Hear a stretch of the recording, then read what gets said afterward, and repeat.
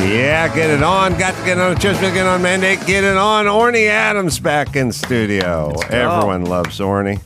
Chris Max Paz going to do some news, play the game as well. Orny, so much to talk to you about. Oh, good. But first, let's talk about me. Of course. I was pulling into the studio here, and there's a guy in the street in a car. I just saw that. You just saw that guy. What right? was that? Well, you never know because people have context issues. You know what I mean? So all I know is there's a white dude going, hey, Adam, hey, how's it going? Right. Now, what my greatest fear is that that's a guy I've met a number of times. Maybe he's helped me in some way and done something for me, and I give him the hi hat. You know, like, yeah, you know, and I drive into the studio. Right. But they'll never distinguish between being just a fan or being someone who knows you. Right. Because all they got is, hey, Adam. Right. So he sits there and he's waving at me and I'm waving at him. And then he does the, hey, make fun of my car, he yells, which Is he a writer? I don't know. He could be a non-strike writer. Could be striking. He could be. I gave him a pizza. Just a box. No pizza in it, just a box. And so there's a part of me, for a millisecond, he's driving like a Geo Metro from the 90s or something. He's driving a piece of, anytime your car has a plastic hubcap of a rim, not a shield, not just like old school hubcap, but I mean one that makes it look like a 5-spoke rim, but that's plastic and over your steel wheel, that is a piece of shit car. Well, you noticed a lot. Yeah, I noticed a lot. Yeah. I'm a profiler. You really, yeah. So momentarily, I thought, I'm not going to dance for this guy. He's telling me to roast his car. Well, it looks like you just did. I'm in my car. I don't know. I pause. Have I been fired? Somebody just walked in and handed me a piece of paper. Oh, see, it's a big mistake for everyone to do bad. anything to anybody all the time. You're one of those. You're like Dr. Drew. You've joined great company. What do you mean? Did I do something wrong? I just got a piece of paper with a. It just helps, all right. Oh, it helps. If you'd like to write stuff down, you may. If not, but you don't need to do a monologue on it. Don't interrupt. Right. Adams. It's everyone's fault for trying everything. I just forgot it was Orny. I just gave these guys a big speech, which is don't put pictures up on the screen because the guest always goes, hey, look at that guy's hair. Like they'll yell it in the middle. Yeah. I'm telling a story about raising my kids or something, and they'll put some picture up and they'll go, what happened with his hair? Right. Because they can't make it. So now I fall into that. No, I'm training you for radio because you're launching a career in talk radio. I am. So the guy says, don't bring anything in. The guy says, make fun of my car. Yeah. And then first I think, I'm not getting paid for this. Right. It's not a corporate gig. And I don't dance for anyone. On the other hand, I think he's laid down the gauntlet. He's saying to a comedian, come up with something from your car to my car. So I turn and I look and I say, I wouldn't have driven that car in high school, which is about the worst I could say about you and your car because I didn't own a car in high school. I was poor. And that's a piece that's below high school first car level, and you're in your 40s. And then he was not good enough for him. He goes, no, make fun of me. Like now I'm going to do a personal roast on this guy. But I argue that he said, make fun of my car, which I did. And now I may go about my way. So I did not make fun of him. Oh, this is what De facto, but making fun of his car is making fun of him. But he wanted you to make fun of him at the time or Yes. on the show? Oh. No, right? In real time. Oh, wow. It's like a live cameo. Mm-hmm. That's what it is. You know what you need for these circumstances is you need your Venmo code printed out. Yeah. And you hold it out the window. That's right. Here's your pizza box. Here's my Venmo. Scan this QR code. Put the Venmo on the pizza box. Right. And then have him scan it and donate to you. And then you go into what I saw was a potentially uncomfortable situation. Now, I was there to jump in. Mm-hmm. Orny was walking out as I was driving. There was a beef at the Comedy Store recently with a very famous performer and a singer, and I stepped in. Really? Yeah, I stepped in. What happened? It's not my story to tell, but Machine Gun Kelly was in the audience, and somebody said something to him, and like a comedian. Yeah. And then I sort of got him sort of in the middle of it. I was very proud of myself. It's one of the most masculine things I've ever done. Was Machine Gun took offense to what was said? I think that's what happened. Yeah. And Not the Machine Gun I know. And he stood up or something and got in somebody's grill. He made his way backstage. Oh, backstage. Yeah, into our green room. In the main room? Yeah, the main room, and it was in that hallway, and I just saw the comedian surrounded by a bunch of, Machine Gun, whatever his name is, and his people, and I felt so unthreatened that I sort of stood in, just in case. It was what was said about him egregious? I didn't see it live. Oh, okay. I just know if I got to step in and protect the comedian. He was outnumbered. Right. And I'm sure the comedian could have done fine on his own. So he was going to beat the shit out of Sarah Silverman until you showed up? Right. So what I was thinking, you love Sarah references. What I was thinking was, I would allow 4 of his people to beat the shit out of me and allow him to take care of the other 4. Wow. So instead of 8, it was me getting my... anyway, I saw a similar energy outside with this guy, and I felt like the gate wasn't opening fast enough. I thought you were going to drive through the gate to get away from this guy. I didn't know if it was one of the neighbors. I didn't know either. I just insulted his car, and I left it. Did you see me when I walked by? Yeah. Yeah. So you should have said, "Hey, Orny, make fun of this guy's do car." 10 minutes on his car. Yeah. I'd like to outsource it. Yeah. Well, you could open for me on his car. Yeah, that would make more sense. Yeah, you'd say, "Hold on, my opener's here." So you're hosting on KFI now on weekends, right? On some weekends, yeah. Some weekends. How is radio treating you? This is a local talk radio show. They're like kind of AM conservative, but weekends probably more entertainment oriented. Yeah. Right? Well, I started first by filling in for Conway. Tim Conway Jr. Tim Conway Jr. And I think you heard that show. Yes, I did. And then Leno heard the show. Wow. And Leno was my first guest when I hosted. Oh, right. Came in for an hour and was very gracious and told some great stories. But I find radio, because they just want me alone. Right. Talking for 3 hours. Right. Which is hard without the right, without people to bounce off of or look at. And I'm probably very sort of one note, like I'm up. I've got to learn. It's a new medium I have to conquer. Yeah. But, I'm once I leave here, I'm going to interview a guest for my Sunday show who's Mike Love. Of the Beach Boys. Of the Beach Boys. Wow. Yeah. That's a feather in your cap. Is it? I think so. I mean, the Beach Boys are, arguably one of the biggest bands. I don't know. Maybe for a lot of people, it's Beatles then Beach Boys. Yeah. Because that's pretty good. I want to ask him, what is it like he has to go through life having never experienced or enjoyed a Beach Boys song the way we have. Oh, interesting. So when we hear it, Help Me Rhonda or California Girls, which is my introduction to California women, like that's how I formed my opinion of what East Coast girls are this, West Coast, Midwest, whatever. But certainly a lot of people his age grew up probably necking. I don't mean to be. Yeah.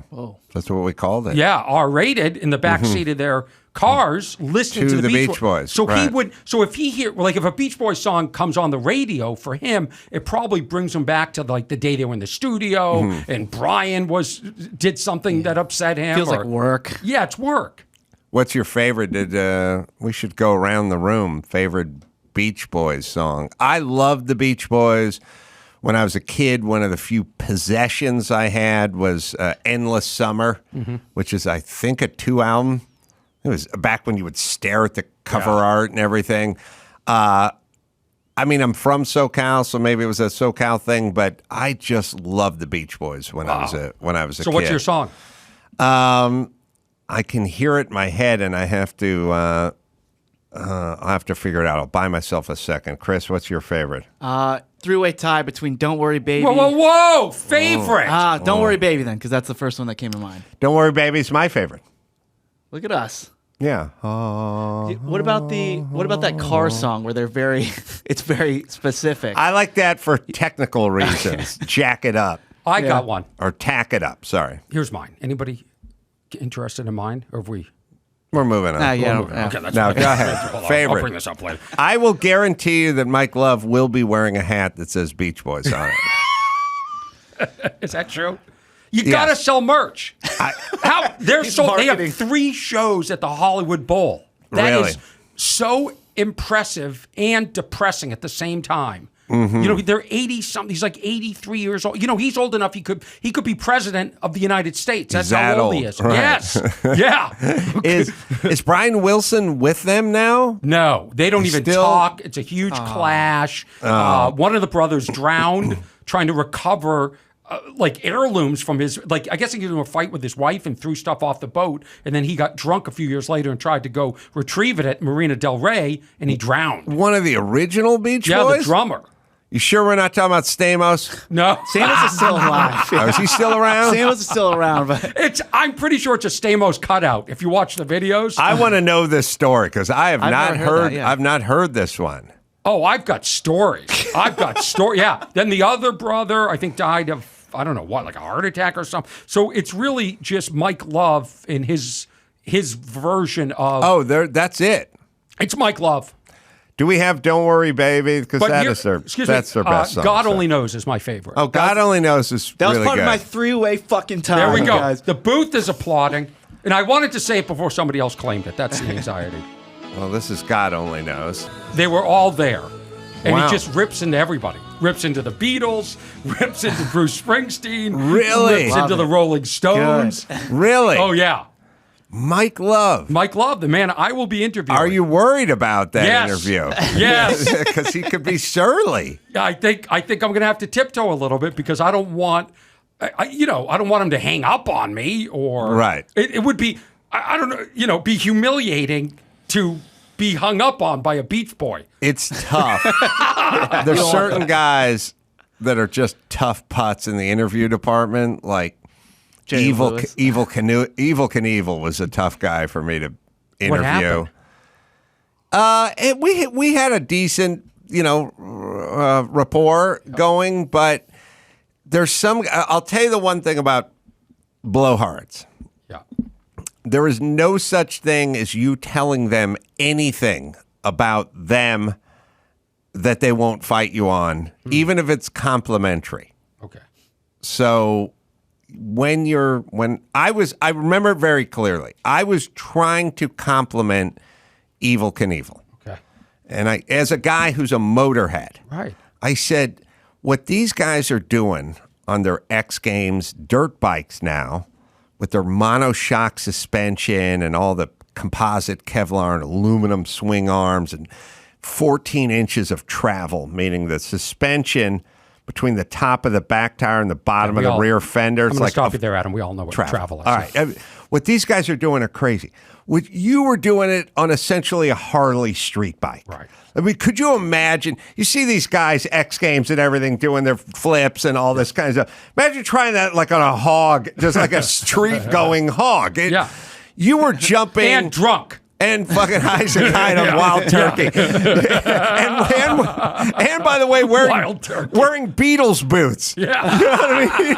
And a cape. Yeah. You know, Cape, right. Polyester. Right. I mean, just the boots alone, how they even stay on the pegs. Right. You know what I And mean? they didn't know math back then. They were guessing he could clear the Grand Canyon. There wasn't like they weren't drawing diagrams. They didn't have the ramps are sort of linear or sequential or whatever now, which is they figured out that whether you're taking off or where you're landing, you shouldn't go from just on the pavement to up on an angle like a doorstop. You should sweep into it. Right. You know what I mean? Right. And then you should sweep into like Tom Cruise is jumping his motorcycle in Mission Impossible, right? That was a long banana that he went off. It wasn't flat, up, we're heading up. Like, because when you hit the heading up part, your suspension bottoms out and then you like pop Too up. harsh and of a transition. you're fucking out of shape when you take off. And landing, same thing. Not just an ironing board leaning against a van. Like you have to sequentially, I mean, they figured it all. But no, I said Right. evil. So you're talking to a guy, by the way, lift didn't exist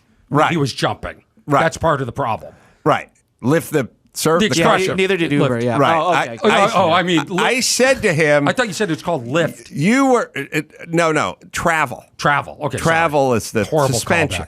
callback. His had 2 inches of suspension. Shit would bottom out. Like, he landed, most of his landings, he landed, but the suspension would throw him back up in the air, and then he'd get crossed up, and then he'd go over the handlebars. recoil. But I was like, that Harley you were jumping in the 60s and the 70s, that thing was a tank. It wasn't meant. He was like, Harley Davidson's the finest motorcycle that's ever been built. I was like, no, Harley's great, but I'm just saying what you had to do on that bike. Listen, Harley made me one hell of a bike. I was like, I'm trying to compliment you. Yeah. I'm not trying to bring down Harley. But see, I think that's the thing with these surly people. I'm not saying Mike Love, I haven't interviewed him yet, but they're on the defensive. So almost every question you ask, like, you got to be really, like the way I might ask it, he might think I'm mocking him or attack. So I'll give you an example of a question. We can rate my questions. Here's Okay, good. question 1. Ready? How is the California of today different than the California you sing about? The Harley Davidson was the finest motorcycle. Are you interviewing Evil? Yeah. I grew up in Bozeman. By the way, but Evil's jumping with multiple broken bones, too. Yeah, that's a very good question. I love that question for Mike Love. And then the second one would be, like, can you enjoy a Beach Boy? And I'll tell you how I came up with that question. When I was in Beverly Hills once, I was having a lunch, and I saw the biggest paparazzi scrum I've ever seen coming down the street.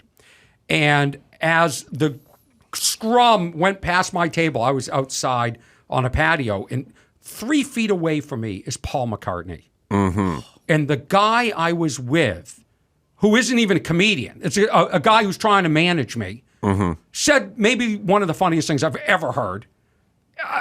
And I thought, how dare you be funnier than me? Sure. At this lunch, you're trying to close the deal. Mm-hmm. But he looked, as McCartney went by, he looked at the cop, and he said, "Who was that?"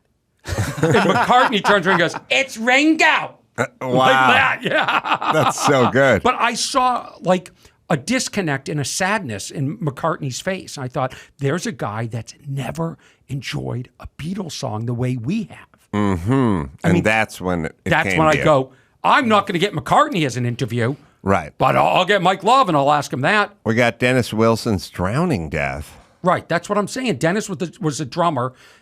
He was known as a womanizer. Called himself Mr. Steele or something. Yeah. All right. Let's see. So Dennis drowned at Marina Del Rey after drinking all day and then diving in the afternoon to recover his ex-wife's belongings, previously thrown overboard at the marina from his yacht 3 years earlier amidst their divorce. This is the perfect drunken. when you're drunk, you go, I got an idea. This is what I'm doing. Yeah. It gets today. better. There's some treasure down Gets there. better. His friend was watching, and he went down, and he didn't come up, and he thought he was playing a trick on him. So he didn't, like, jump in to save him. Oh, right sure. away. Oh, right. He was 39 Wow. when this happened. It happened in 1983. It's believed that Dennis experienced shallow water blackout just before his death. Can you imagine the amount of residuals he's missed out on? Oh, I mean, 1983? Jesus Christ. But these songs are still played. Yes. All right, now we need, Mike Wilson's Rock and Roll Hall of Fame. Mike Love. Mike Love, sorry. Mike Love's Rock and Roll Hall of Fame acceptance speech. Yeah.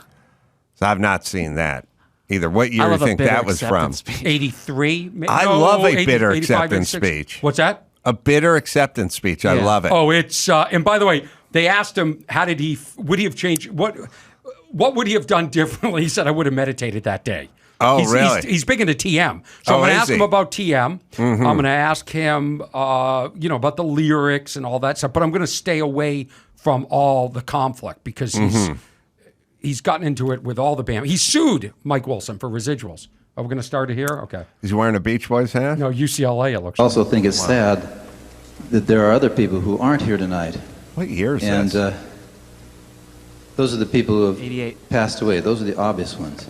But the other not-so-obvious ones are people like Paul McCartney, who couldn't be here tonight because he's in a lawsuit with Ringo and Yoko. Oh, can't be there? That's what he sent a telegram to some high-priced attorney in this room, you know? Now that's a bummer, because we're talking about harmony, right, in the world. If we can't get it together in America and in England in harmony within our groups. Amen.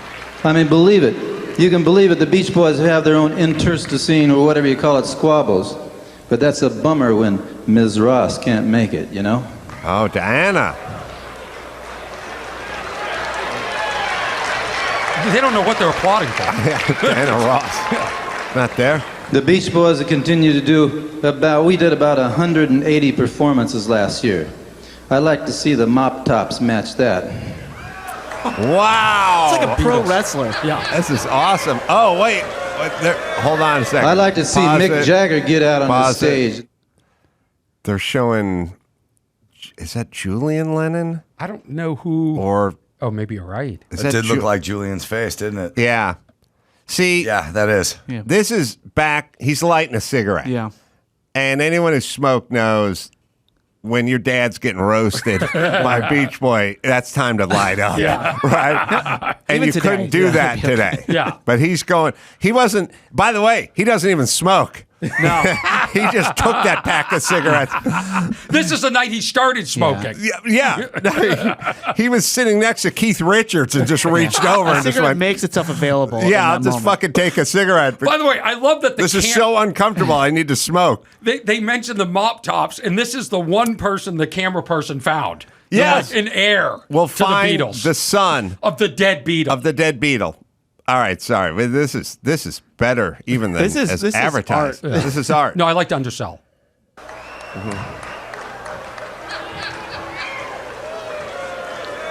I'd like to see Mick Jagger get out on his stage and do I Get Around versus Jumpin' Jack Flash any day now.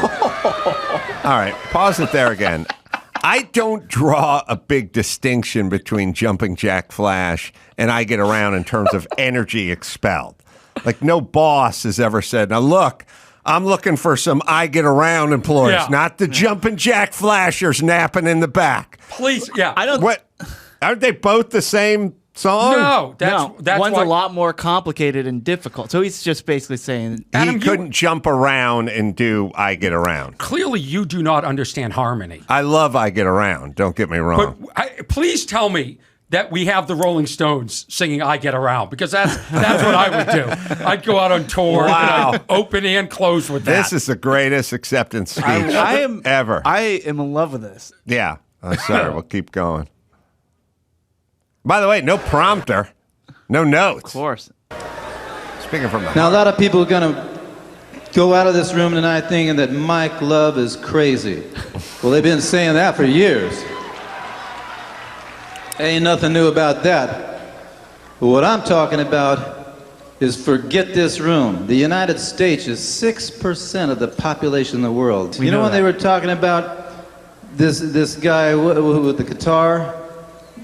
Hold on a second. You got to pause. When you're talking to the Rock and Roll Hall of Fame and you just narrow it down to this guy and the guitar, you have to narrow it, get a little more specific.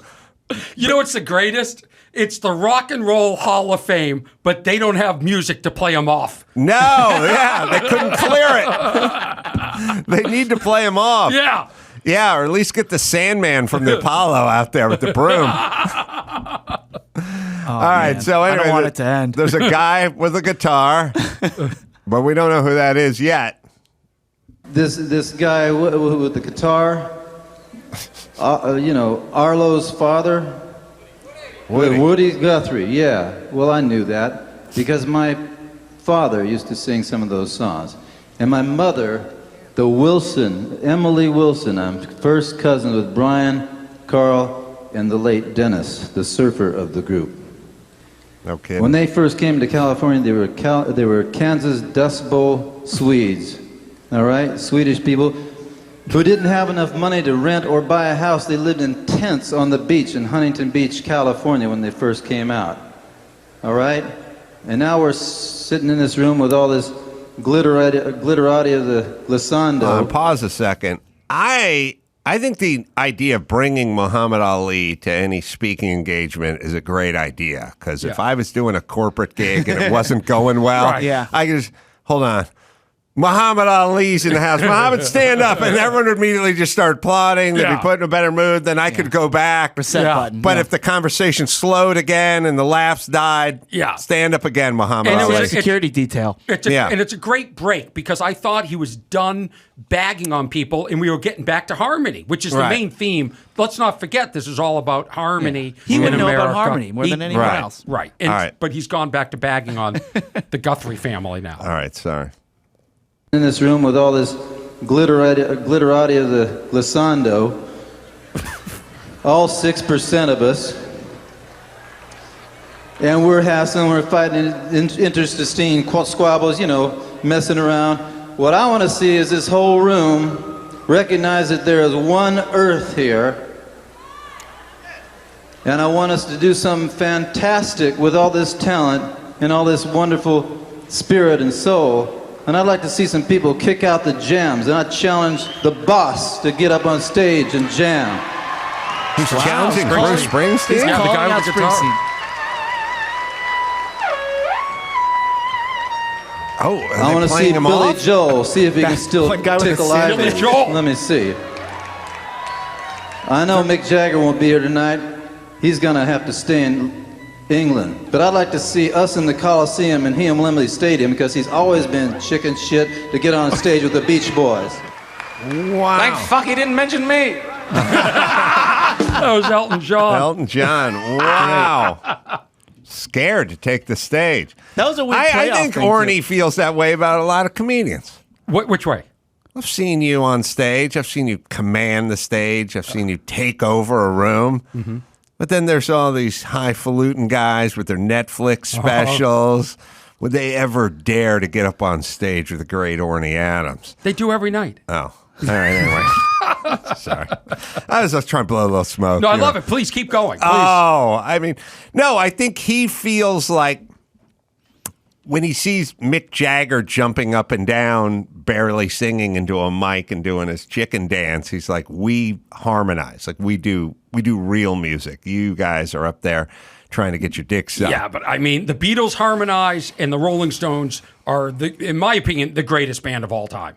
I got the Who above them because Rolling Stones has too many bad songs, but great songs. What's a bad? Name one bad song. Emotional Rescue. I like it. No, you don't. I'm coming to your emotional rescue. No, the you album don't. cover I don't understand. Yes, I am. No. I'm here. Yes. We got to find emotional rescue because there's going to be an issue. All right. We need to take ourselves a break. We'll come back with emotional rescue right after this. Let me tell you about Turo. Innovative. It's the world's largest car-sharing marketplace. With Turo, you can book any car you want, wherever you want, from a community of local hosts. Browse a huge selection of vehicles for just about any occasion or budget. Book an SUV or a minivan for a family road trip, a pickup truck for some errands, or even test drive an EV. Every trip is backed by liability insurance. Terms, conditions, and exclusions apply. Find your drive. Forget your boring rental cars at Turo, Turo.com. Let me tell you about Meter grilling season. Well, that's here. It is upon us. Time to dust off that grill. And I got the perfect tool for you to unlock your overcooked meat problems or undercooked meat problems. Meter, sleek, Bluetooth meat thermometer that guarantees a perfect cook every time. It's what you need this summer to, well, help with your beef and your cooking skills and all of your grilling needs. There's a countdown so you know how many beers before you can get back to the grill. Meter app will tell you exactly when to take the food off the grill so you don't open it and lose the heat. Yeah, you don't have to pull the lid and let all the good heat out of there. This stuff is, Meter's great. I use it. It's a great gift. It's great for you. It's great for grilling season.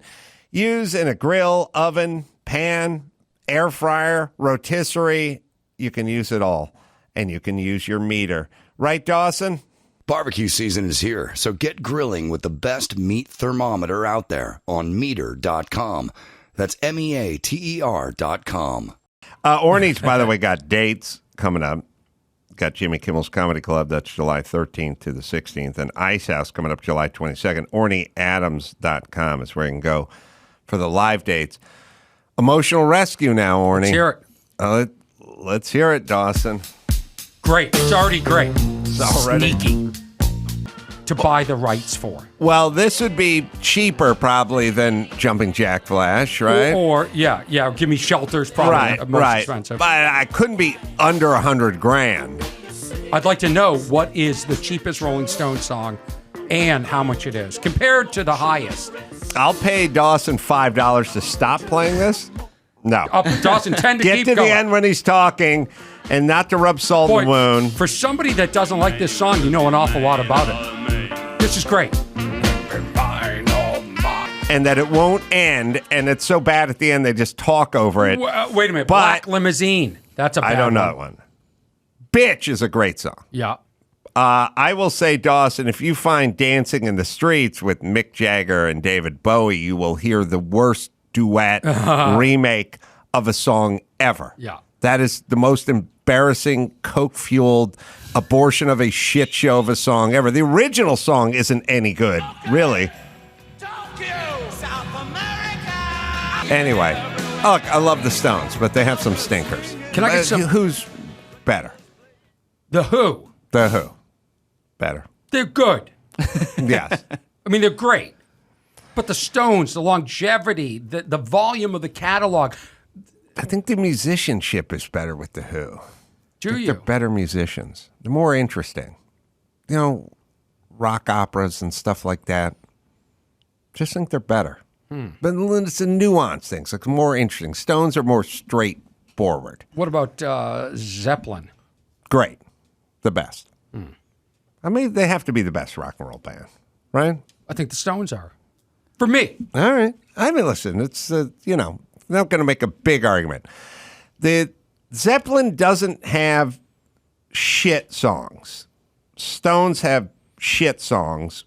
Bowie has a few shit songs. Rod Stewart is number one with the shit in the shit song department. I have to count the shit songs against the bands. Okay, what about longevity, number of albums, projects?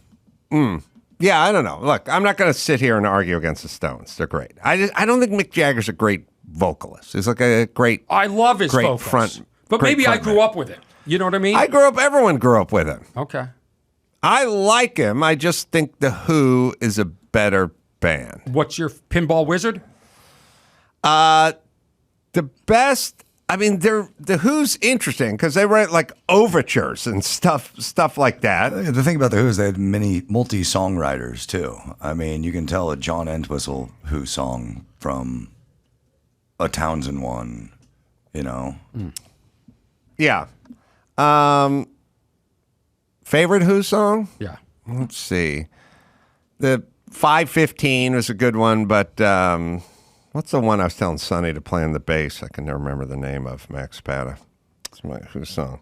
I don't remember either. What's You that do. Summertime Blues one? And don't need that one. Don't need any remakes. That's a remake. Let's say Here's 515. yeah. Find my next favorite. Dawson, you know my favorite Who song. I can't think of it. I got too many O'Reilly. songs in my head. No. Oh, hold on. Yeah, let me think. Can't rock harder than that. You can rock great. even with it. You can't go fucking harder than that. I had a party house in Sherman Oaks when I was like 2000, maybe 1999. I did a power move. I lived in a house up in the hills. Yeah. But up in the hills is up in the hills. Yeah. No half court, no swimming pool, Right. just a hill house. Yeah. You get a view, that's what you get. I said, I need a party house. I like this house, but I need a party house with half an acre, swimming pool, and a half court so we can hang out Right. and have a good time. And I put a killer sound system in the party house. Never worked, by the way. The dream of the AV system, it never works. But I had like $5,000 speakers. I literally blew them up. And like a puff of smoke came out of them. Yeah. And the guy who built the speakers were like, you can't blow these speakers. How did you blow? Nobody's ever. And I said, I was fucking playing The Real Me by The Who there on a Saturday, and I just fucking turned it up to 11 and literally blew up the speakers playing that song. That's amazing. Where were you in your career when you had enough to get a party house?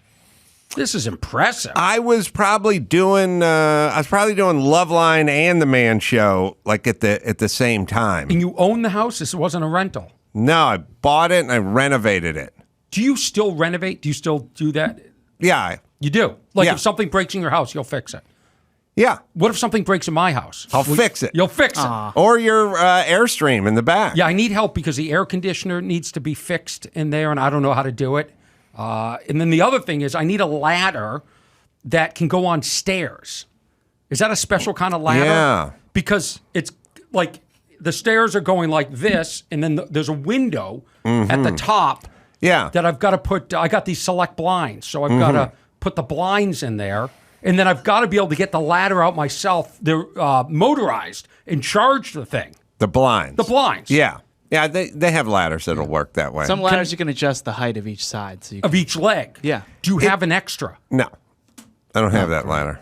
You think What you would do, what like my guys would do or what I would do or whatever back in the days, you just take a standard like extension ladder and then just put some blocks up because your riser on your stairs is somewhere between 7.5 and 8 inches. Don't talk to me like Evil Knievel.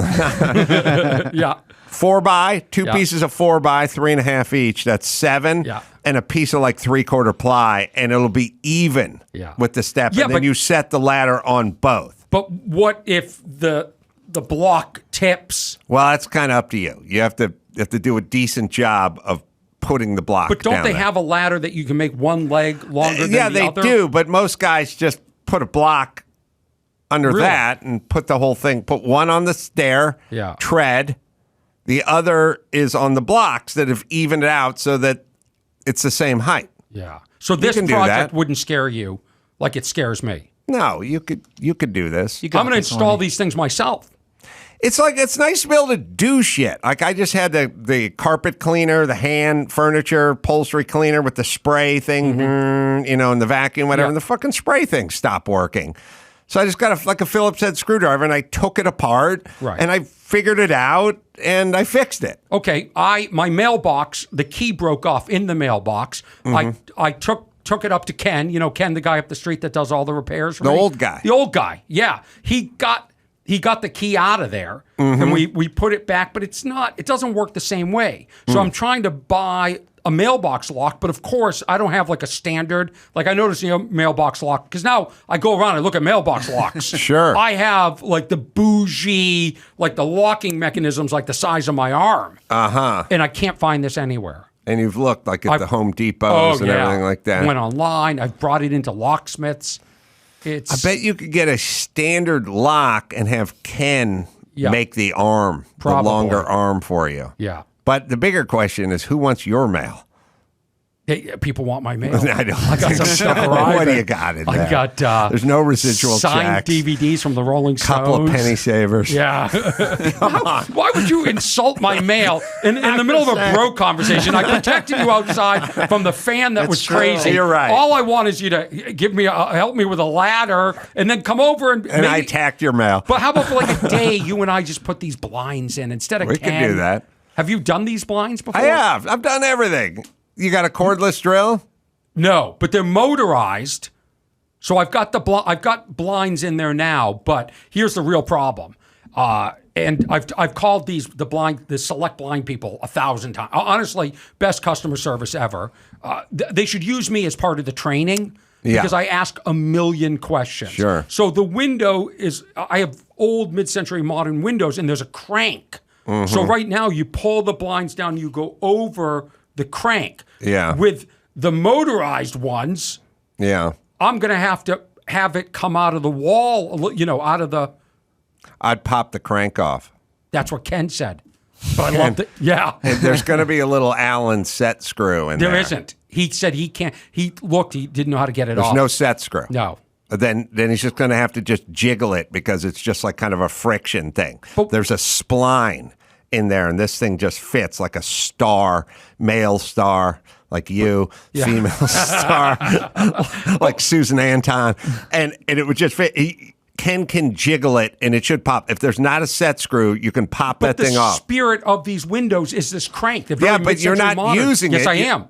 To open the window. You're getting up there and cranking No. That's one window. That one I don't crank. But the ones in this room, the bedroom, yes, I do crank. I open them all the time. Oh, and but the motorized blinds are going to get caught. So now the motorized blinds. So I have to call them, and it's like therapy because I'm so nervous about doing this. And so all my anxiety goes into asking them questions. You can space it out. You think so here's the wall. It can come out like half an inch, right? The blind. Is the blind a surface mount? Does it go on top of the wall? Does it go inside? It's an inside mount.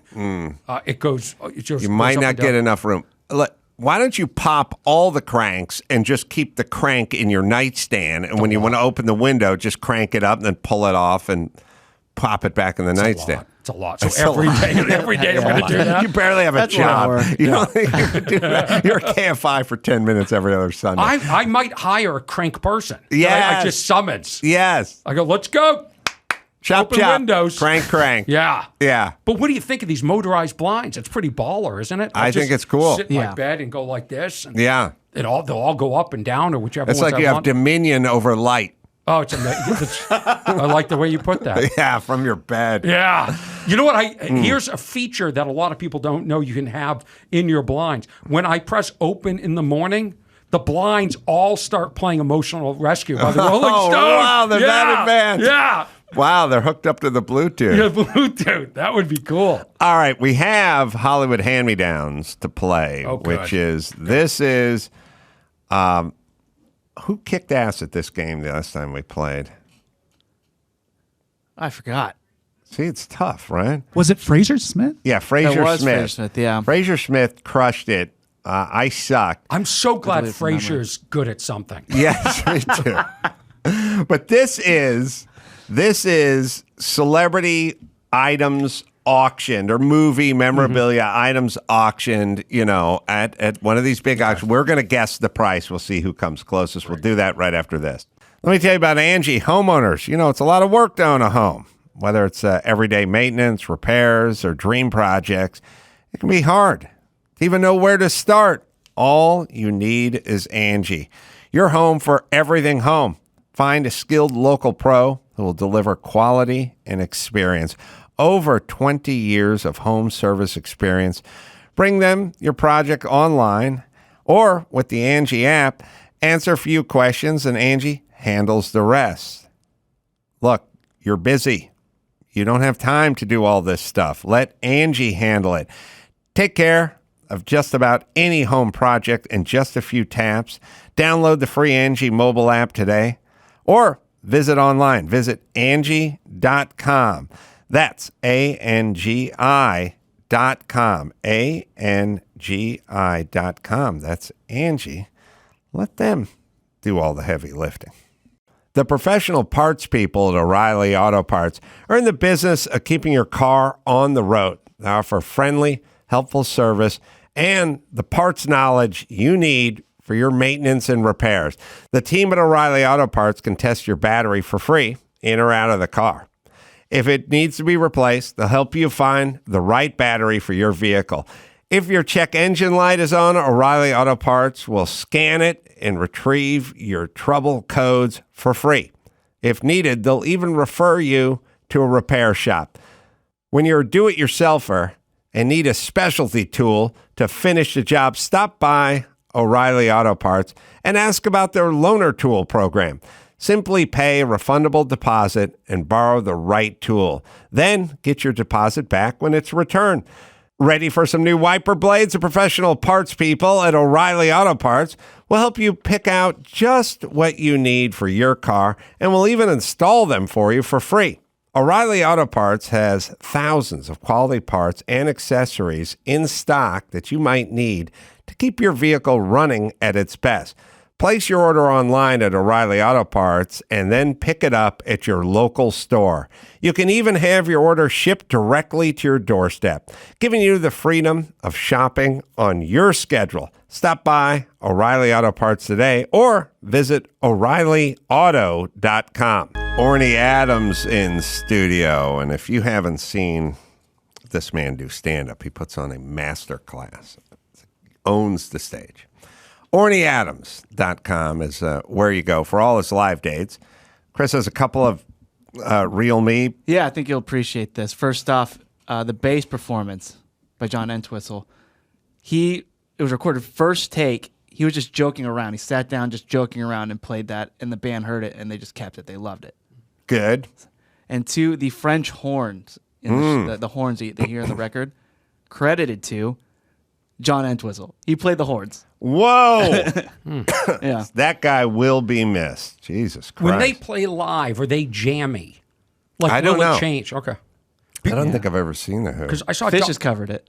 I saw a documentary on Leonard Skinner, and they play note for note, beat for beat, the exact same way every single time. Even That's the how they solos? rehearsed it. Everything. Jeez. Everything. I'm all right with that. I feel like that's what the crowd wants. You know, sometimes you're telling jokes and you're getting bored all with the like your time. own jokes, but then you realize that people in the audience aren't bored. You're just kind of bored, so you start fucking around a little Yeah. bit, and you're like, but there's a better version of this that they probably would rather hear because they came to hear that joke, but I'm kind of bored with it. Well, I've noticed, have you noticed this, that it doesn't matter how well you're doing, with your jokes, you can only get it here. You have to interact with audiences now. You have to address them and talk to them in order to get it to go over the hill. It's changed. In my lifetime, comedy has changed to the point where they expect you to interact. Interesting, yeah. Have you noticed that? So what happened with me is when I started doing stand-up, really, just kind of going out on the road like 15 years ago, I didn't have an act. So everything was just sort of crowd work, and it was easy and it worked, but it was all just crowd work. And then later on, I went, you should be a real comedian and like get an act and memorize your jokes and not just go out and do crowd work the whole time. So I never do crowd work, pretty much never do crowd work, because I look at it as, oh, you're just doing crowd work. Like, that's easy, weak. Like, for me, other people are proud of their crowd work because they should be, because it's a hard thing to do. It came easily to me. What came hard was the jokes.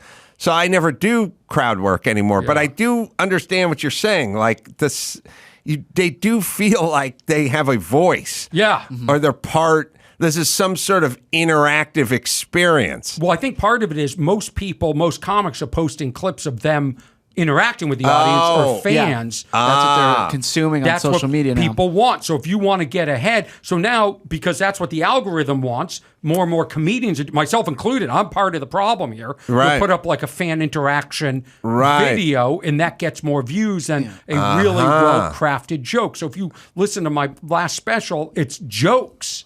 And now I'm still doing jokes, but I get bored sometimes, and I'm like, I better dip into the audience a little bit. Right. I better say something. Yeah.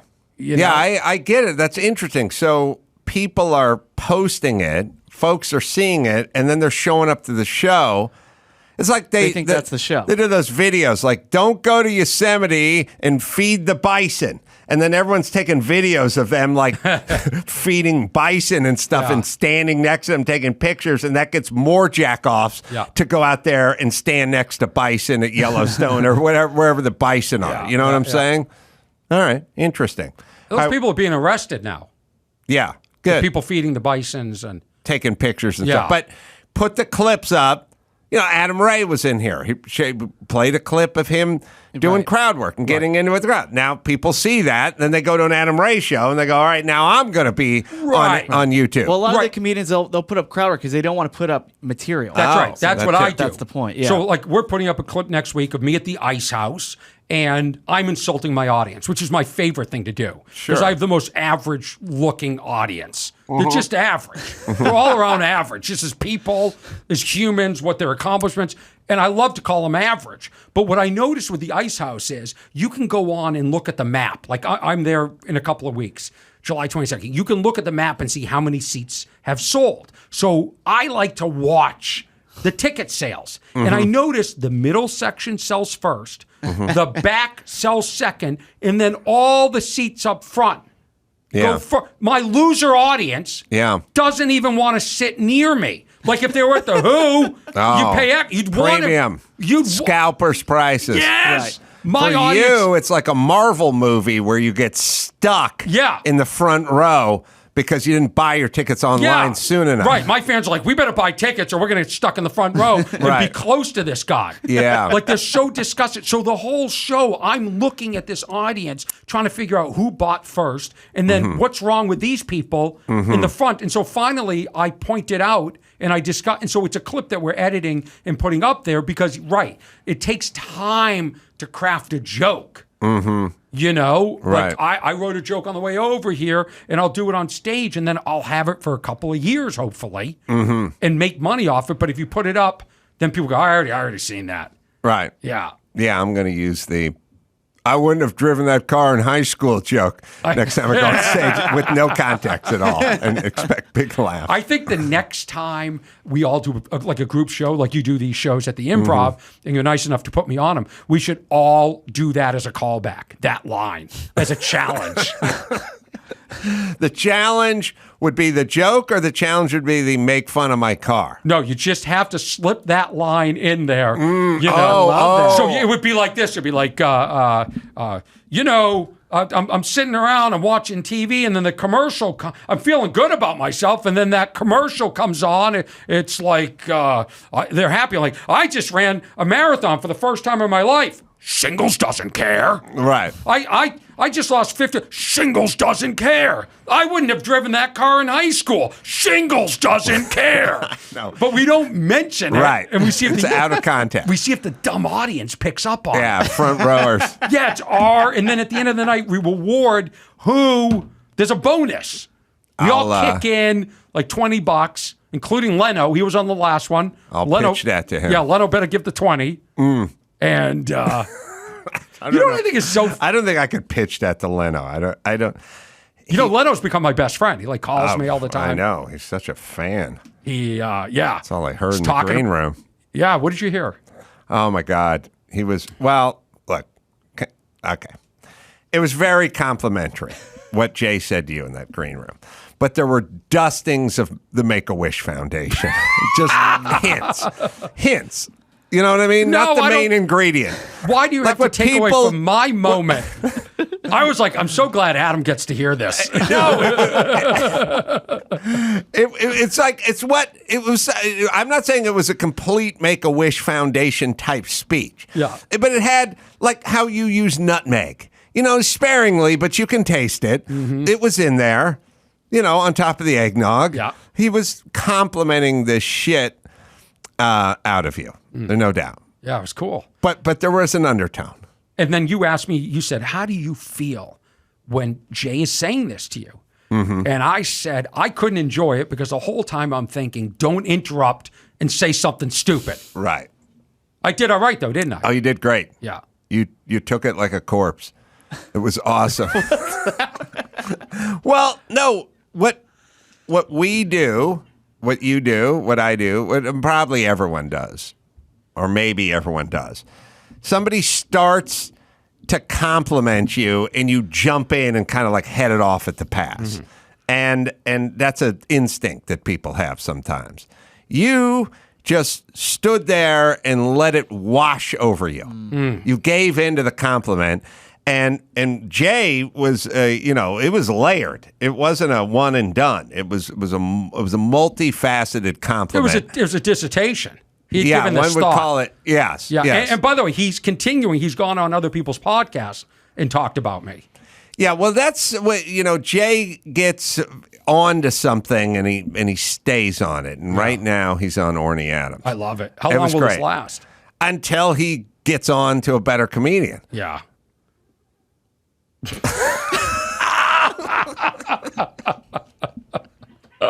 Who his had less success. Okay. It's a two-parter. Oh, here we go. So that's what. Here's the Make-A-Wish. He doesn't do it to Jerry Seinfeld. Oh, boy. You know what I mean? Yeah. Who's funny. Yeah. Okay. Sorry. Yeah. You know what I'm saying. Yeah. Anyway, it was a nice moment. Yeah. And I'm glad you got to see it. I'm glad I got to see it. Yeah. Yeah. Oh, it was good. I mean, well, We'll get him to but work in listen, the car, you have Jeff. fans too. The guy in the shitty car. That's true. These are the people. I'm sure you would have just as much layered compliments to say about you. I mean, right, you've touched people too. We must play the game. All right. We must. It's time to find out how much did they pay in another round of Hollywood hand-me-downs. All right. This was just this last month. Here's the first item. It's there the visuals? uniform. Yeah, we'll have We'll it. show us. Here's the uniform worn by Nichelle Nichols. You know who she was? No. Lieutenant Uhura in season 1 of Star Trek. Her name was Nichelle? Nichelle Nichols. Oh, man. This is among the rarest of the Enterprise I don't know crew why they uniforms do from that with the original series. fucking names between Nichelle and Anthony. Now your entire life. Anthony? No, Anthony. I said Anthony, right? We're filling out. Michelle, right? No, Nichelle. yeah. Yeah. I got a daughter named Michelle. You're Michelle? Like, Yeah. no, Nichelle. It's like, don't make up a name that's not close to another name. It's super Right. It fucking. started with Kirsten and Kristen, and Yes. too many Kirstens get mad when How you call about them Sarah Kristen. with an H and Sarah without an H? How about Let's come to terms. How about the Susans and the Suzannes? You just hit another syllable. You emphasize a syllable, and the thing, I love it. I love it when people get pissed off when you fuck it up. Yeah. Like, really? Yeah. One time there's this hot chick, and she was Catherine with the C, and I said, "Is it Catherine with a C or with a K?" And she goes, "Do I look like a K?" Wow. It's like, I don't know what the fuck Catherine, you look how like. dare you? Yeah. Yes. So this is Nichelle. Yeah. Nichelle. All right. How much? The outfit. God, it saddens me to think that these things fetch more than a fucking plug nickel. I've never played this game. I'm no Fraser Smith, but are we Right. allowed to ask questions like what year did this sell? Well, it's the No. No, It's okay. the actual. This game has so many flaws. It's the actual Jeez. outfit, and Very rare. it sold Season recently, 1. right? Yeah, but it sold recently, Yes. right? Did it say which auction it sold at? Oh, so you can ask questions. Yeah, Yeah, it was the Heritage auction. the Heritage auction that took place recently. All right. Was this a Star Trek themed auction? No, just No, all but Hollywood memorabilia. this kind of thing that'll fetch a pretty penny from the nerds. that's what I'm saying. It's Yeah, Star like Trek. but the thing is, like an Elon Musk could have been obsessed with her early on, Right. And he'll pay $1 million for this, Right. All right. We got a number. Hold on, Okay. Sad I got a that this number. is even worth anything. All right. I got 225. Jeez, K. Yeah. Okay. I did 75K, I went 67K. Ooh. so that means I went can lower. only go from No, it's not 75. priced right. Oh. But whoever's closest. It sold for $62,500. Whoa. Chris gets a point. That was a right. That was Wow. a bargain. Next up, a silk smoking jacket worn by Ricky Ricardo in the second episode of I Love Lucy. Was this a big episode? No, but smoking jackets were cool. They are cool. They are cool. They're smoking jackets. They would oftentimes be monogrammed. You know what I miss? I miss the terry cloth pool wrap that the guys in the 60s would wear that had the pocket in front. This is like, Yeah, there's you got to get out of the pool. You got to take the towel and go around you and like bunch it up. This is the terry cloth pool wrap where it just went around, and it was like what you wore around the pool when your trunks were wet. That was an awesome 50s, 60s item. All right, Ricky Ricardo, you know, I Love Lucy. There's famous, so many other but iconic things you can get. Yes, And I Love Lucy. This I doesn't agree. scream like something I'm that not- you really wanted. I'm not- I wrote my number down. I'm not already. feeling like this is a big one. I'm going 13K. Well, I went 18K. I went 25. sold for $27,500. Orny gets a point. Nice. Wow, I'm on the board. This next one's great.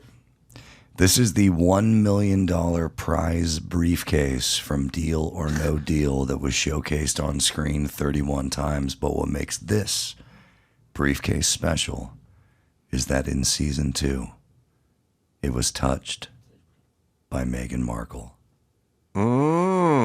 That's right. How much money? She's a This is Meghan briefcase Markle's girl. $1 million briefcase. I miss this show. Is it still on? I like it when the models would cheer for the contestant. Yeah. Yeah. They're pulling for them, you know? Have you? I think you and I were sort of early adapters to the Markle scam. You know, a lot's coming out now. Can I tell you how I'm wired? Yeah, I think you and I are similar on this. We saw through this grift. Oh, well, first off, when people are crazed narcissists, my hair stands up in the back of my, like I have spidey sense for a crazed narcissist. I also hate victims, especially super wealthy, privileged victims, like living across from Oprah and Santa Barbara victims. Like I hate victims, but I am like, I see everyone long before everyone else sees them. I might be right there with you on this That's one. my job. And I'll tell you what I'm like. I am like a dog in a 80s or 90s murder mystery film where there's a very attractive blind woman, young but beautiful and blind. And I'm her dog. Not even a seeing eye dog. I'm just a pet. Okay. And at some point, when the guy comes to pick her up for the date, we all know, we don't know yet who the guy is. Yeah. But the dog growls at him. And then she goes, Skipper never growls at anyone. Skipper, behave yourself. We're going on a date. Yeah. He's like growling. And then it's the movie, it's the audience, we go, oh, the dog knows something. Yeah. The dog knows this guy's going to rape her in the parking lot of the Applebee's, right? But I am the dog. I am the growling dog. And everyone else is going, he's just coming up at a date. He's just, Michael Avenatti. He's just a good dude. He's a good lawyer. He just, he hates Donald Trump or whatever. It's like, no. I see who this, early money on Ellen, early money on all the fucking worst people on the planet. Yeah. I was in on this. And did you see what came out about Spotify?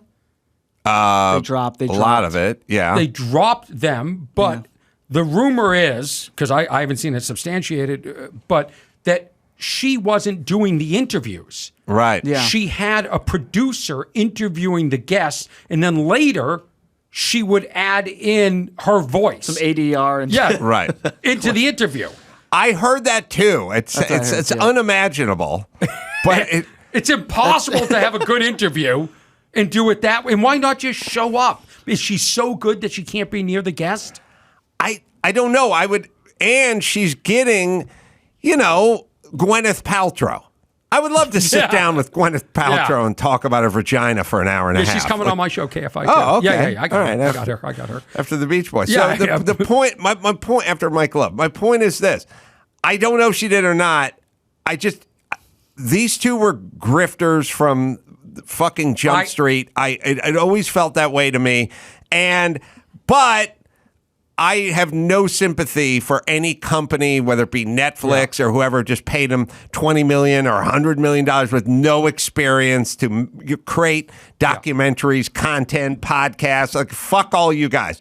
You guys cut a check because you got sucked into the Johnny-come-lately grift. Mm-hmm. Now you're out dough. Good. You should have thought about it. I don't know if Harry would have been who he is now if he hadn't met her. Like when you meet couples that commit crimes, and they always say, I don't know if I don't know a lot of those couples, but yeah, I do. I've seen them depicted. Yeah, so I don't know if Harry... when you meet couples that commit crimes. Well, on TV. Yeah, 4th of July's coming up. You'll have some crime-committing couples swinging by the house. Yeah. But I don't know if Harry would have necessarily left his family and acted this way without her. I think I agree.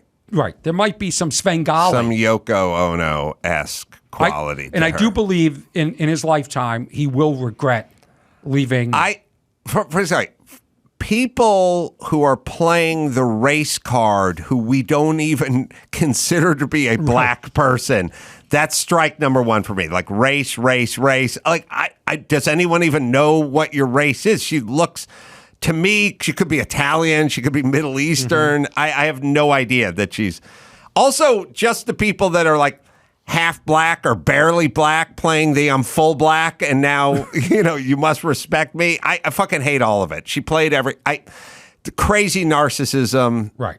I hated her. Yeah. He's a fucking dullard too. Like the other thing. But I don't think he grew up in an environment that was ripe for him sort of being cultivated. I get it. What I'm saying is and groomed. Our cult of personality society thinking that super uninteresting, basically flatliner, who the fuck cares what they have to say, people, Machine Gun Kelly, fucking dullards have something to say. Right. Like, who the fuck wants to talk? Like, Oprah's going to sit down and we're going to talk. And then the talk is nothing interesting. It's just how you've been slighted by the queen. And the other thing that's a really big sign is they're victims of the media, but then using the media to as a tool. I agree. We never got to hear the other side. Like, the real deal is, if you got a gripe with your family like this, just shut the hell up. Yeah. And move on. Like, you don't have to play it out. All right.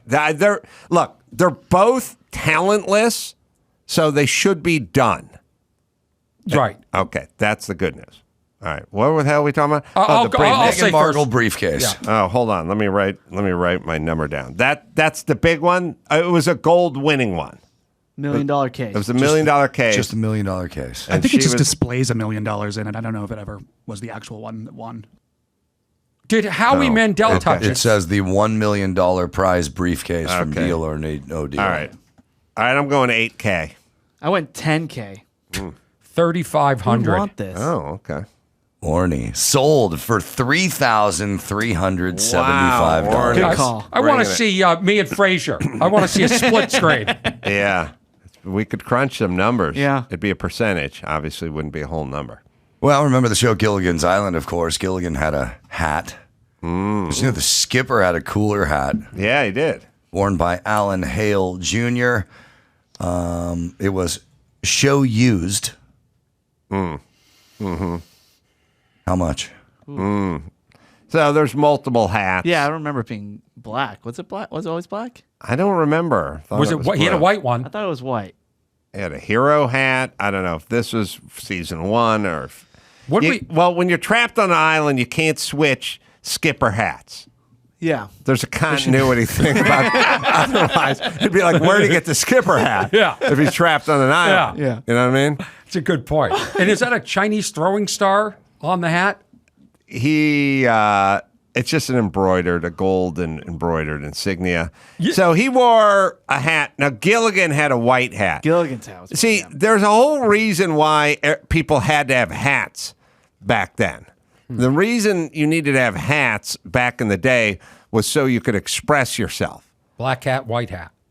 There's the black hat and the white hat, Western. There's, you went to the horse races and your horse lost, you throw it on the ground. Mm-hmm. There's the I'm going to take a nap where you slide it over your face and lean back. Yeah. Nap. There's a lot of expressing. Yeah. There's a wonderment one where it tilted back and you meant you were listening. Yeah. You know what I mean? Yeah. There's a threatening somebody. He used to threaten Gilligan with his hat all the time. He would hit him. He would hit him with his hat. Yeah. You're drunk. It's crooked. Yeah, there's drunken, crooked hat. Yeah. Mm-hmm. There's a lot of acting, hat-based acting. This is, for the younger people listening, this is before social media. This is how you would express yourself. With your hat. Your hat. You didn't tweet. Mm-hmm. You didn't... when you walked with purpose, you'd lean it forward and walk. Mm-hmm. You know what I mean? Yeah. There should be a hat-based acting class. No, I can one up. I think you and I should do a documentary about this. There was comical use of the hat, like when he had to use it for a bowl. Oh, yeah. Like at a soup line or something like that. There's or a leak begging. there's a leak in There's the a boat. begging hat. Yeah. Leak in the boat. Yeah. All right. Yeah. A lot of use for a hat. Okay. Alan Hale, who had a restaurant called Alan Hale's Lobster Barrel. You know what I love is you look at him and he's so old. Like when you were growing up, like look at the old guy. I bet if we Google it, he's probably 34. I bet, I would not be surprised. Alan Hale's age, first year of Gilligan's Island. What's your number? 34. No. Yeah. Really? 47. What year was it on? How many years was it on? Started like 63 or 4 or Was it something. like 3 seasons? Yeah. All right. The hat. The hat. There's multiple hats. This isn't the hat. There's multiple hats. I don't think it's enough. But I think it's $3,300. I think it's more than that because you would want this over that suitcase because you can wear it around. You can show it true. off. It's a conversation piece. I think I went $21K. $1,200. Whoa! $62,500. Chris gets a point. Wow. That's a lot of Hale hats. What loser bought that? Jesus That's going to be in our Christ. documentary. Yeah. Whoever We need to bought know. that hat. How about idiots that buy hats at auctions? For Yeah. way too much. Yeah, think Netflix would buy that, or are they too busy buying the Merkel? The Merkel. Yeah, docs.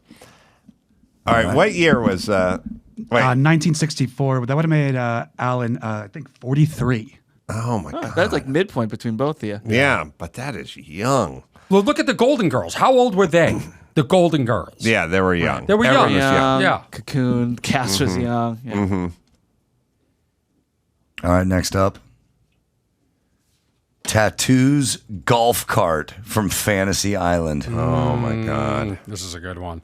Wow. That's a functioning golf cart?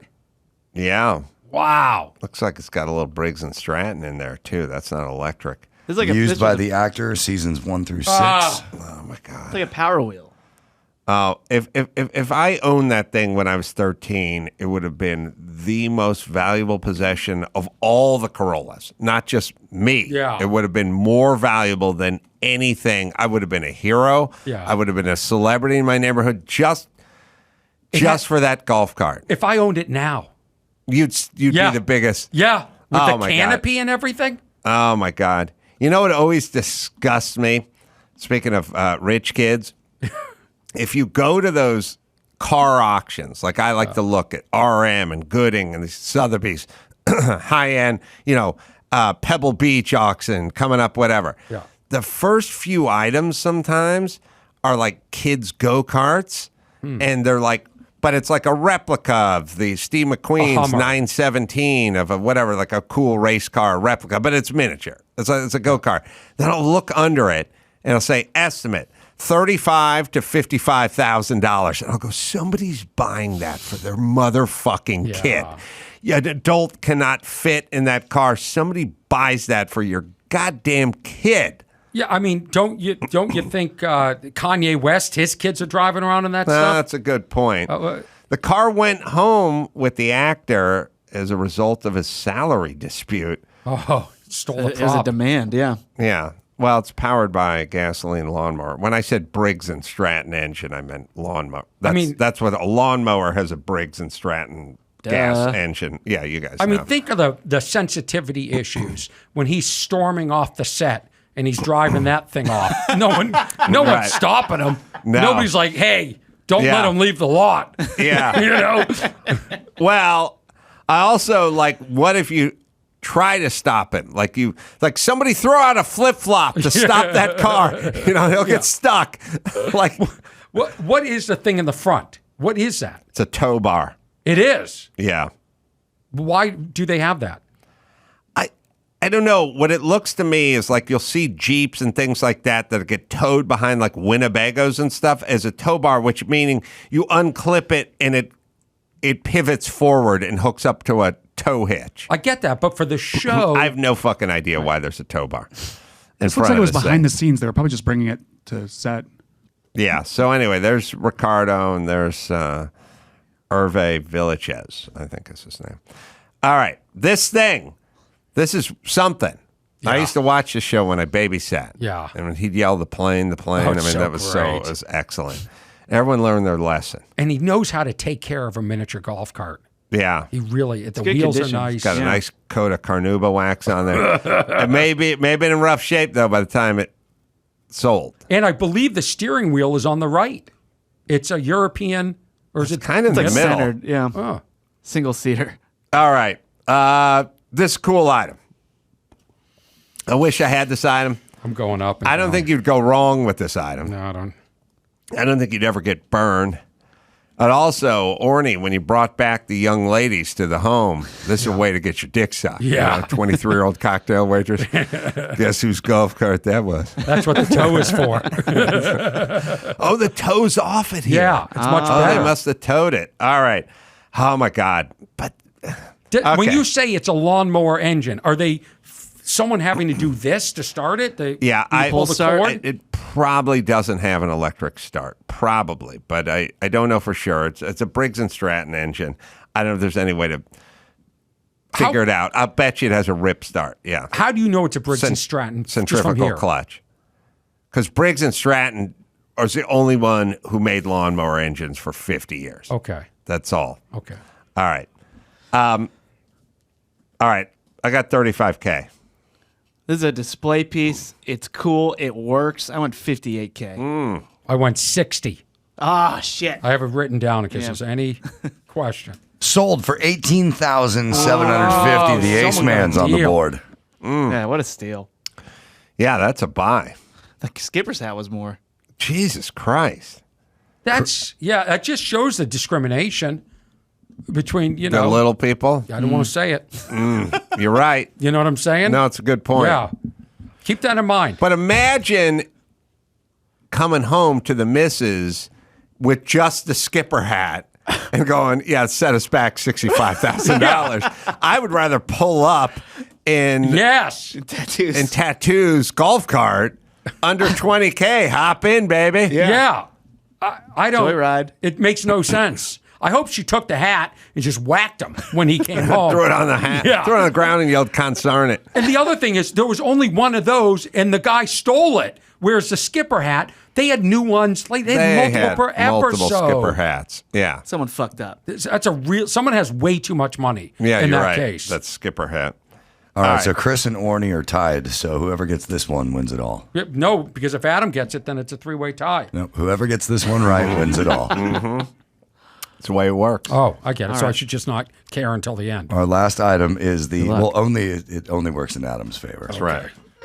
The infamous walking stick, the key prop used by Hugh Laurie as Dr. House. Oh, House is Kane. It is Everyone listed loves as House. production used. Production used. Does that mean it's on camera? Yes. All right. think it does. Everyone loves House. I never seen it. I haven't seen it either, but yeah, everyone does love Is it. the guy's name House? Yeah. So there's like Charles House, MD, or something. He's a doctor. I think or they just solves- call him does House. Does he solve crime? Everyone has like a weird disease, a really bizarre I disease, see. and he would uncover it. This cane also it was acquired directly from Hugh Laurie. Oh, really? We have provenance. Provenance. Did he Provenance. drive it off the set too in a salary dispute? I like the idea that he fired up a golf cart and Yeah. said, like, good day. And then he drove at 6 miles an hour back to Encino. Some people know how to leave a job. Yeah, that's the way to do it. And I'll bet the EP was just walking next to him the whole time while he was and I'll bet Hervé Village just had his head down. Oh, yeah. Like he probably put sunglasses Oh no, on. the goggles. Yeah, the goggles, And the he flying leaned goggles. forward and he had pedal to the metal and the guy was walking next to him in Sir, suit can we shoes. talk? Please, the lawyers are talking. We're going to settle this. We're going to settle the salary dispute. Please, Yeah. just pull over. All right. He had I think Hervé had a kind of sad end to his life. Was there drinking involved? I think there may have been drinking involved. Yeah. All right. And you would drink too. From my cold, dead hands, you take my cart. You would drink if your entire life was just staring at nutsacks. Suicide by gunshot. Height wise. Jeez. Yeah. Wow. He was 50 Yeah, he was old now. Yeah. pounds. Yeah. Okay. All right. I don't think this thing's worth fucking jack squat. Really? It's a nice cane. I didn't watch the show. There's multiple. Look, I got boy. burned on the skipper's hat because this ain't the only one, but there are other ones, but this is good enough, just like Skipper. All right. Yeah. I don't know what to do. All right. 19K. I think this is a really well-made cane, and his hands touched it. His hands, its fingerprints are all over it. I went 39K. I think the show's too new. I feel like the fans are new. I feel like I meet these fans when I go to like Teen Wolf conventions. All They've right. got a budget, but not enough of a budget. I'm going in at $10,000. Yeah. For the win. It sold for $9,062.50. Orny Take that, Adams Frazier. gets the win. Take that, Frazier. Damn. Wow. Until the next auction, that was Hollywood Hand-Me-Downs. Man. Yeah. Smoke That Frazier. was as close as anyone's ever gotten. I got to apologize for celebrating that much and then putting down Frazier. That was, as a guy who's revered as much as I am by Jay Leno, Yeah, I feel like that I was was there. undignified of me. Now, somebody could figure out, I'll just have a listener do it or something. It's to figure out who got closer, you or Frazier, we just have to go percentage points. We can't go items and numbers. I hope Frazier, because he doesn't have a lot going on. Okay. And, And you, I feel you got like your old neighbor. you got the doesn't mailbox. Yeah, I got my blinds. You got the blinds. Yeah, You got yeah. the stair conundrum. Yeah, I got this. Yeah, You got a lot. I've got a lot going on, and I have a radio show now. Oh, right. KFI. Frazier used to have a radio That's show. right. Let's let Frazier. You took over. Don't tell. What I'm saying is, don't tell Frazier this even happened. You're right. You're right. It's a good point. All right, let's take a break. We got the news right after this. Let me tell you about Turo. Innovative. It's the world's largest car-sharing marketplace. With Turo, you can book any car you want, wherever you want, from a community of local hosts. Browse a huge selection of vehicles for just about any occasion or budget. Book an SUV or a minivan for a family road trip, a pickup truck for some errands, or even test drive an EV. Every trip is backed by liability insurance. Terms, conditions, and exclusions apply. Find your drive. Forget your boring rental cars at Turo, Turo.com. All right, we got the news. We got Orny here. Let's just roll into some news. All right, so Idris Elba, he just did an interview where he said, because there were rumors that he was going to be the next James Bond. Whenever the next James Bond's about to be cast, it's a huge news story. Same thing with Superman. Superman just got recast. So Idris Elba says he got turned off from playing James Bond when it became about race. He said it made the whole thing disgusting and off-putting. Because, that was the first thing. Like, a black James Bond? That's crazy. Weren't they going to do a female James Bond? Yeah, a black female James Bond. Oh, they were. Well, I think I'm happy that he got turned off. I mean, my favorite celebrities. So there's Morgan Freeman, I think famously with Morley Safer. Was that him? Is he doing a 60 Minutes interview? Here's my favorite human being, black human being. The one I hate the most is Meghan Markle, who is half black. Nobody gives a fuck. Who turns it all about her being black. All the fucking turn it about me being black. Never stop fucking talking about being black. I fucking hate all you assholes. Narcissistic assholes. The black actors who goes, listen, I'm just an actor. Like, who cares? I'm a human being. Let's not even, why do we have to do black this and black that? Like, why can't we just act or do his? Morgan's was, what the hell do we have a Black History Month for? Like, I think we've played this before. Yeah, we have. Yeah. And it's beautiful. I love it. Do you have a favorite white person, too? Your least favorite white person? Mm-hmm. Yeah, who's that? Well, I'm trying to think of the whitest of all the white people. Jim Gaffigan. You hate Jim Gaffigan. No. Oh, I love Jim Gaffigan. He's your favorite white person. Because he's so white. Yeah. A lot of it's just based on just the What whiteness. about like a Vanilla Ice? Where does he come in? Ice Baby. You know, he does construction now, and he rides a mean motocross bike. So he kind of has my respect. He's self-aware. Interesting. Now, Is he listening to The Who or the Rolling Stones? judging by his musical prowess, Paula Abdul. Machine Gun Kelly. I had to explain to my son who Paula Abdul was the other day. He wouldn't even know as the host of American Idol or one of the judges. I was just like, worst artist sonically, the worst music during the worst music era ever. And he's like, I've never heard of that. And I'm like, oh, good, because that means it didn't make it out of the era. Into the pantheon. The Beatles made it out of the 60s, made it out of the 70s, all the bands we thought, they make it out. My son knows all about the Rolling Stones and the Beatles. He knows all about good stuff. He never heard Paula Abdul because we stopped playing Paula Abdul because everyone sobered up in 2001 and went, oh, it's the worst music ever made. Right. And by the way, Janet Jackson doesn't, is it Janet Jackson? Yeah. I would say Janis Jackson. Janet Jackson does not get spins. Not the kind of spins that she got. If you think about spins, somebody should figure this out. Paula Abdul got 200 million spins in 1989 or 1990 or whenever she was at the height of her powers. Straight up. She got straight up all of it. Yeah. And multiple songs, I don't know, 88 through 92 or something. No spins now. Just doesn't get played now because we recognize it was shit and we're embarrassed.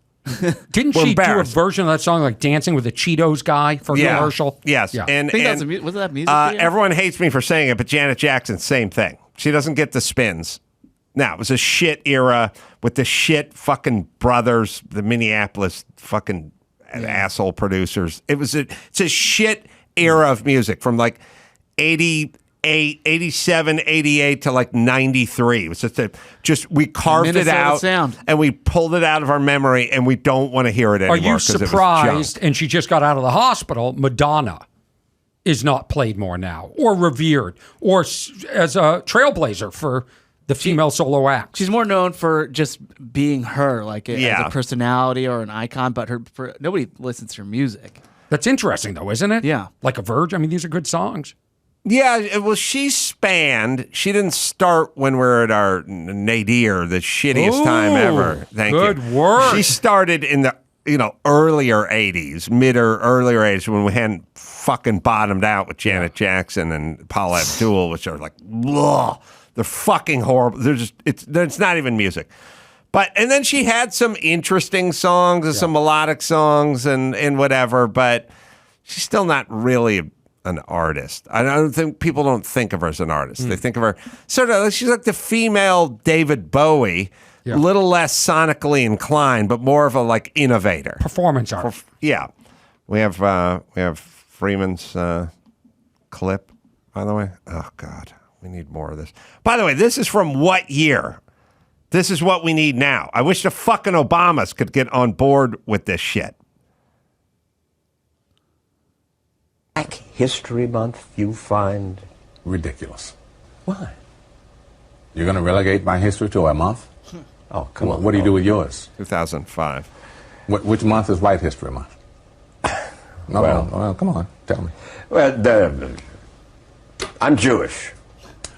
Okay, which month is Jewish History Month? There isn't one. Oh, why not? Yeah. Do you want one? No. I don't either. All right, that's it. If the Obamas, Black History, BIN, if the Obamas and LeBron James and all the fucking race hustlers are out now would pick up on that, we could cure this. But they won't. They're too busy getting paid. That's my thought. Sorry. That's how you handle that. You don't, why? Do you want a Jewish History Month? No. Why? Why do I want this? Fucking judge everyone on the content of their character. Everyone's a fucking hustler now. The fucking president's a fucking race hustler. Everyone's turned into a fucking race hustler. It's 2023. What are we even talking about? Ugh. Yeah, Idris says, quote, I stopped describing myself as a black actor when I realized it put me in a box. We've got to grow. Our skin is no more important than that. It's just skin. Good. Yeah. All right. So. Yeah, it feels like it becomes less of an issue if it's talked about less. Be nice. It'd be nice if the president didn't call the country systemically racist every time he stepped up to a microphone. Well, you did just label your favorite black person and least favorite black person. That's true. Yeah. I'm a comedian. I have to do it. Do you worry about Then there's people Jim thinking, Gaffigan. thinking you're insensitive? You don't care, do you? I don't give a fuck. That's I'm amazing. so tired of everyone being wrong or thinking this or care. I don't care about what anyone thinks. Yes. But I'm also not looking for a job. You know what I mean? If I was looking for a job, maybe I would care. Do you feel like your opinions and stuff changed after your dad's still alive, right? Yeah. Yeah, okay. But I feel like, do you feel like your family sways? Do you worry about your kids or? No. No. You've got a freedom. I'm envious. My freedom is the truth. That's my freedom. I'm never wrong. I'm always truthful, and I never go back and go, oh, fuck, I was totally wrong about anything that I've said for the entire time in front of a microphone. Is there anything you would say off the air that you wouldn't say on the air? No, I might do sort of soften a version of it, maybe language or something like that. But no, I don't have any off-the-air thoughts that I wouldn't explain on the air. Yeah. Because I don't have bad thoughts. I just have truthful thoughts. And people are like, I've gotten in it with people where they go like, why are you talking shit about whatever? Kevin Smith. Right. Fucking douchebag. Okay. But I'm not talking shit about Kevin Smith. I'm reporting what he did to me, which he did, which, by the way, if you want to avoid it, then don't engage in that behavior. It's like saying, I got rear-ended sitting at a red light and the guy was drunk, and then someone goes, why are you talking shit? Why don't you just say it was half your fault? And it's like, but that's not what happened. Yeah. I don't get the part where you have to pretend like something else happened or someone is a way that they're not. Yeah. So for me, it's whatever the truth is as I know it, and my batting average is super high, so I just stand by it. 100%. Yeah. But if you're wrong about something, then you have to say well, you're that's wrong. The other thing, is it doesn't feel like if you say something wrong and you're corrected and you say, yeah, you know what, I was wrong. It's like there's no room for that anymore. Like with cancel culture, it's like you're done. You're out.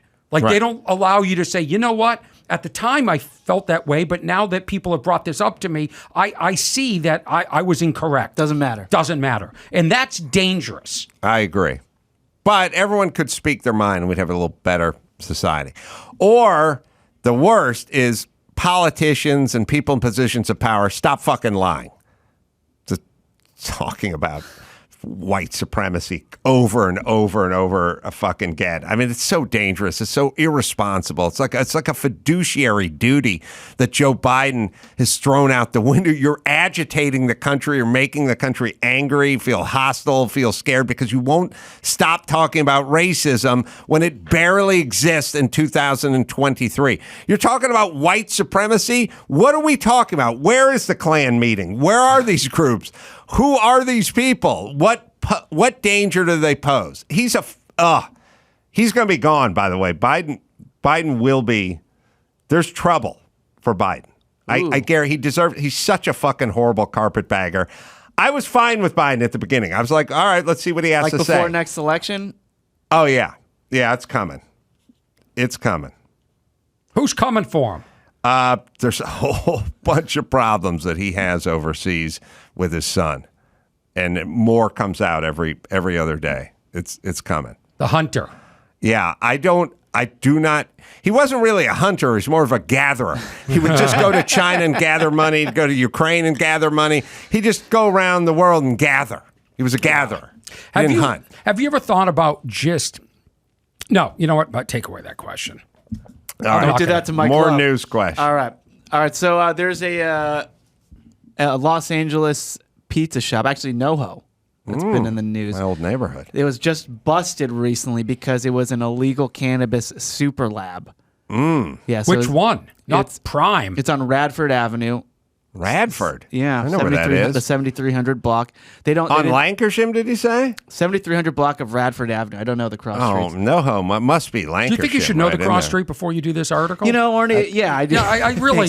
These are just simple questions. Well, no, they're keeping a lot of it under wraps because it's an ongoing investigation. But you could probably figure it out if you look at the 7300 This is probably block. right around where I built that Acme Theater back then, like when Paul Abdul was on the top of the charts in the early 90s.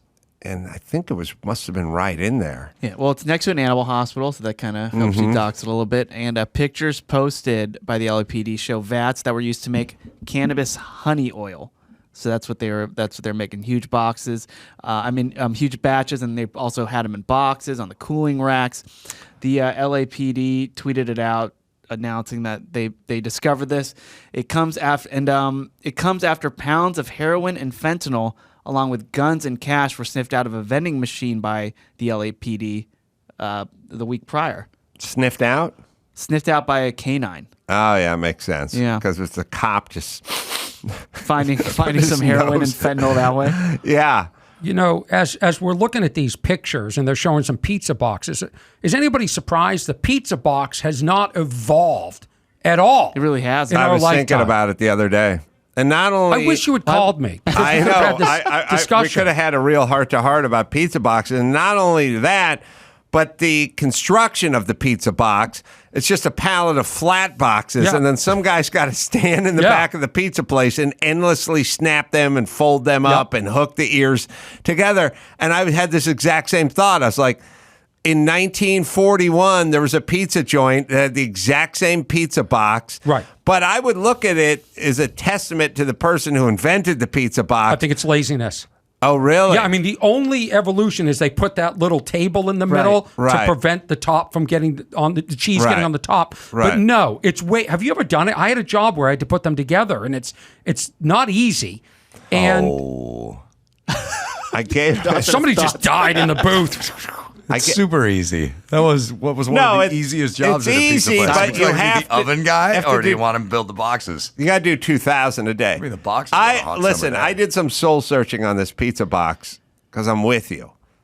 I'm like, this is like I have many arguments about how to do a better version of many things. Right. Like I did 20 minutes on the do not disturb card that you hang on the outside of your hotel They're all room. wrong. They all fall off. They all Every fall single off. time They're you close fucking the door, junk. Yeah, falls right. off. Drunk 1,000 people steal them in the middle of the night. because they were used back when people had doorknobs. Yeah. Now we have handles, Right. and they slide off when you turn it. And it's a horrible design, needs to be fixed. I can do an hour on every universal remote and where the fucking power button is and how come there's 30 extra buttons on here I'm never going to use. Shower knobs. Shower knobs are all different. Never fucking tell if it's hot or cold or whatever. I got 1,000 complaints. And I'm with the pizza box I was thinking about the other day. I was thinking, this design has not changed in 1,000 years. And then a little devil popped up on my shoulder. Jim Gaffigan? Gaffigan, the white devil. Jim Gaffigan, and said, okay, hotshot, you design a better pizza box. And I stopped. And I was speechless. And I thought, I don't have a better But you design. don't have to. This is what I want to talk to you about. I challenge myself. No, you don't have to. That's not for us to figure out. There's other people on this planet, and their duty, their social stratification is to design the pizza box. So in your world, it's like, hey, fellas, let's get off of breast cancer for a while and let's focus on pizza those boxes. people are doing breast cancer. Are they a different group? Yeah, it's a different group. It's some guy who sat there for years making pizza boxes. Go, this could be so much easier to do. It's like, I'm serious. Like you want to fix politics, you want to fix lug nuts, and you want to fix the way the X Games is played, and you're torturing yourself. And I'm telling you, you've got to forgive yourself, Adam Carolla. I can't. Let the pizza box go. I'm an engineer. I'm a mechanical. Let the pizza box go. All right, I have an idea now. Okay. I have an engineering brain, and when I look at stuff, you know, when people go like, "Oh, we're going to do a thing here," and I look at it, and go, "That's not going to work." I mean, Chris was with me. I don't know. I went to fucking NASA and told them their pedestal was over-engineered for the thing that was sitting on top of it, and the guy argued with me for 20 minutes, and then I wouldn't let it go, and then later on they went, "Oh, that pedestal's for a bigger item. We just use it for the smaller one." And I was like, I engineered it, realized it was over-engineered. So all I do is engineer. I cannot come up with a better pizza box in my head. I think you and I could. I don't think it exists. Now, but I will say this. I think everyone should have their own pizza box. I think you have a local place That's your pizza. Like you have your cup. Like a travel mug. Like a travel mug. Yep. We're worried about the environment. We're worried about the landfill. Why not establish your own pizza box with the local place? You know, $7. It's yours. No, I'm taking it a step further because I've thought this through myself. I think there should be Bluetooth and GPS tracking on the box. That'll be on your box. There should be heating. It should be plugged in, so they pull it out of the thing. It's warm, so the pizza arrives. You know, here's the other thing that I'd love to invent with you: a way to transport French fries, so they remain crispy and as edible and acceptable when they left the fryer. Well, Domino's is doing a whole campaign on this. They're wrong. They got tater tots, which are not French fries.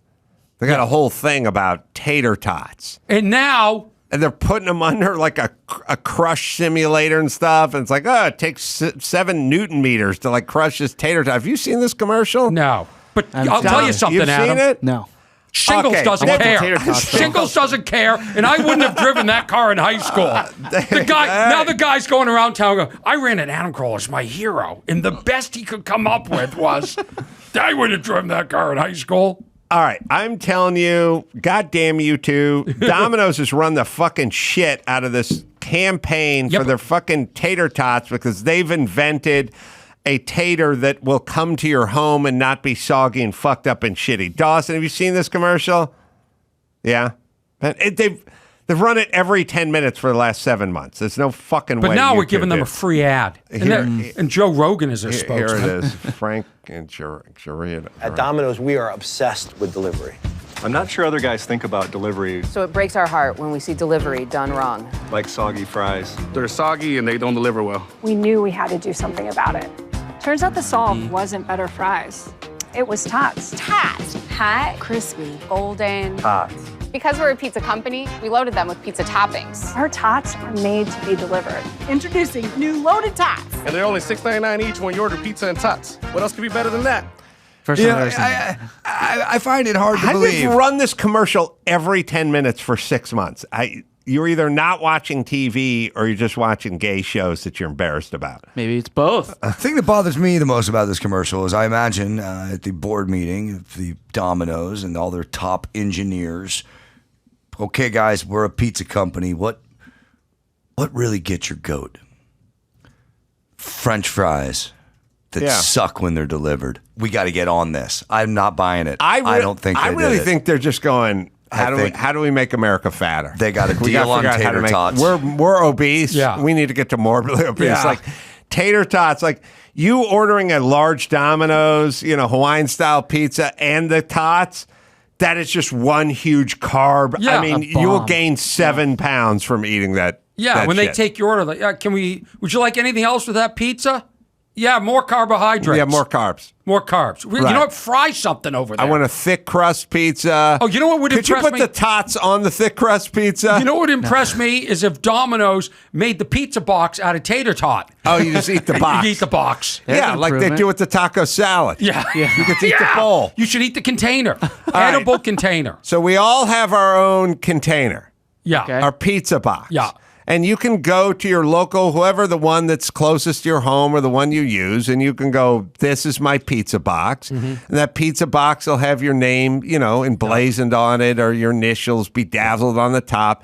And it'll have the plug-in jack so it stays warm. Yep, that's my idea. It'll when it's dropped off, the guy's going to have to just slide it out because he's taking that box back. Yeah. You know what I mean? Okay. You need him to mule the box back to the pizza place. So you'll have your own pizza stone. Yeah. You get your own pizza stone, which is a round, beautiful, could be made of like hickory or something, Yeah. but a wood. He'll come in, he'll slide it out of your box, take the box, bring it back to the shop. You like that idea? I don't. Okay. It's a lot because I also think a lot of pizza is ordered by drunk college kids And in that bulk. don't care. Yeah, and they just want to, throw the box out. Well, they're not. It's not for everyone. Here's something that's fascinating. Did you know that these boxes are not recyclable? They're not. No, you don't put them in the recycle bin because they got grease all over it. So you throw it out.